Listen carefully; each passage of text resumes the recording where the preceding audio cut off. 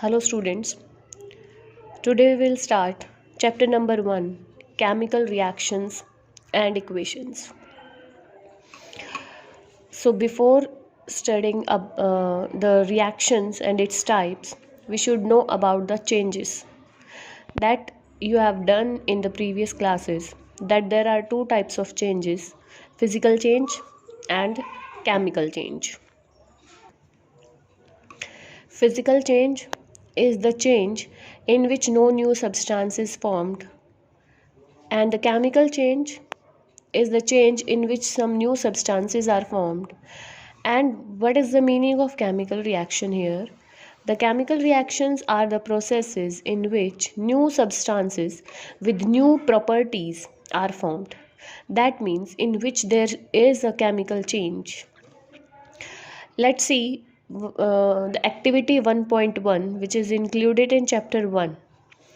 In this activity, it is given that we will take a magnesium ribbon, magnesium which is found in the form of a ribbon.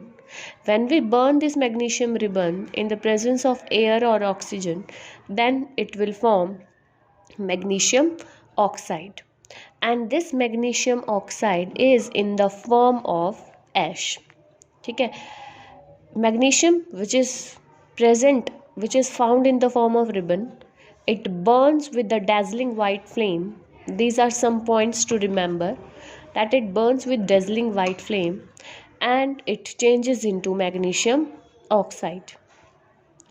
Now what are the reactants and products? Because during this chemical reaction there are some substances which react with each other, so these are called the reactants. So reactants are the substances which take part in a chemical reaction.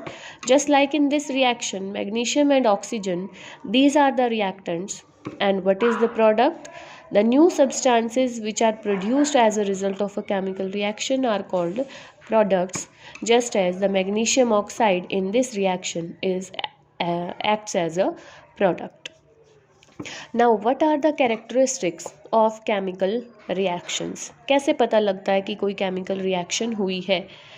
There are some points which tells that the chemical reaction takes place. Evolution of gas. If the gas is evolved, that means the chemical reaction takes place. Formation of precipitates, that means when precipitates, हम अभी next में पढ़ेंगे कि precipitates क्या होते हैं. Precipitates are the insoluble solids which are formed in any reaction. Change in color, that means during the reaction the color may change. Change in the temperature, that means there are two types of reactions regarding this change in the temperature. The first one is in which the heat will be released, and the second in which heat will be absorbed. We will study these two reactions later on. Next one is the change in the state. So we will discuss these chemical reactions one by one. Just like if there is evolution of gas, to study this evolution of gas, we have one activity 1.3.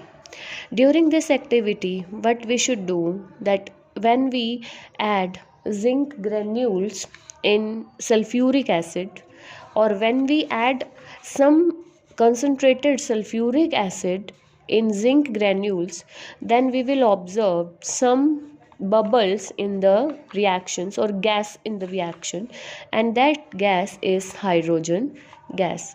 This reaction indicates that gas will be released during a chemical reaction.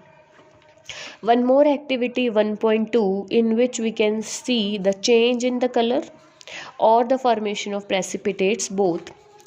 When we add potassium iodide, that is Ki, in lead nitrate, that is PbNO3 twice, when we add these two, then we get yellow precipitates of lead iodide and potassium nitrate in the soluble form.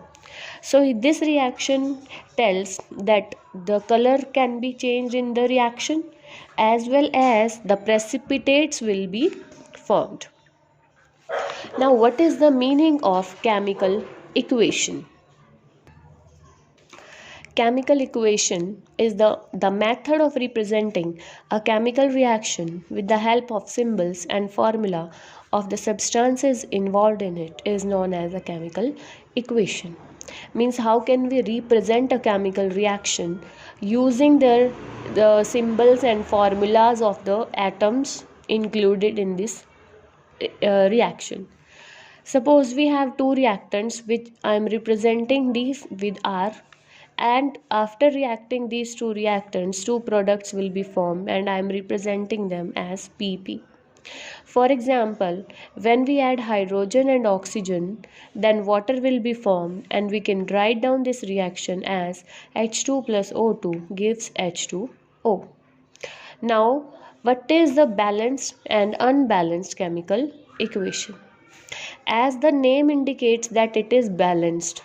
Balanced means in which the number of atoms of each element is equal on both sides. And unbalanced means when the number of atoms of each element is not equal. Just like when I write that H2 plus O2 gives H2O, so we can see that two hydrogen are there, two hydrogens, but two oxygen, and here only one oxygen. So that at that time, if I will not write two here and two here, then at that time that reaction is unbalanced. But when we add these terms 2 and 2 here, then this reaction is balanced chemical equation. क्यों balance करते हैं और कैसे balance करते हैं, we will study it in the next topic. Now, what is a balanced chemical equation? We have done that in which number of atoms of both sides in reactants as well as in products is same. Now, how can we balance a chemical equation and why? What is the need to balance? Need क्या है? Why we have to balance a chemical equation? To obey the law of conservation of mass. This we have done in class 9th, that according to law of conservation of mass, mass can neither be created nor be destroyed in a chemical reaction. So to obey this law of conservation of mass, we need to balance a chemical equation. अब हमें balance कैसे करना है? Suppose we have this reaction, again H2 plus O2 gives H2O. Now we will count the number of atoms, just like two hydrogens are there. Two hydrogens are there in products. In reactants, two oxygen are there, but here only one oxygen is there. So we should balance this oxygen by writing 2 in front of H2O. We cannot write 2 here. यहाँ नहीं लिख सकते हम. We will write 2 in front of this molecule. ठीक है? And if we write 2 here, then oxygen will be 2, but now hydrogen will be 2 2s are 4, and here only 2. So to balance this hydrogen, we should multiply this by 2. One more reaction. Next reaction is CuO plus H2. It forms Cu plus H2O. Now count the number of atoms. One copper, here also one copper, one oxygen, two hydrogen. So this reaction is already balanced. Check in the next. FeSO4, it gives Fe2O3 plus SO2 plus SO3. Now count the number of atoms. Fe, iron, 1, here 2 Fe, 2 iron are there. तो हमें क्या करना है? We will write 2 in front of here this FeSO4. Now this Fe will be 2, 2. Now count the number of S. Sulfur, S, 2 is written, 1 and 2. Balance. Oxygen, 4 2s are 8, 8 oxygens are there. 3 plus 2, 5, 5 plus 3, 8. So this reaction is balanced now. Next one is NaOH plus HCl, NaCl plus H2O. Count Na1, 1. Oxygen is 1. Hydrogen, 2 hydrogen, 1 chlorine and 1 chlorine. So this reaction is balanced.